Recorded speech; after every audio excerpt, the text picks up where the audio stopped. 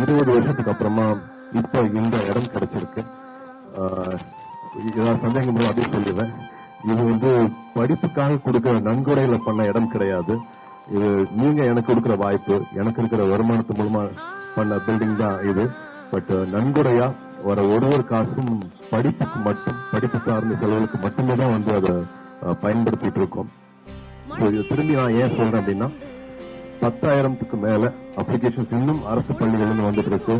அவங்களுக்கான தேவைகள் அதிகமா இருக்கு. வருஷத்துக்கு வந்து நாங்க இப்பவும் 700 மாணவர்கள் கிட்டதான் அவங்களோட வாழ்க்கையை தொட முடியுது, மாற்ற முடியுது.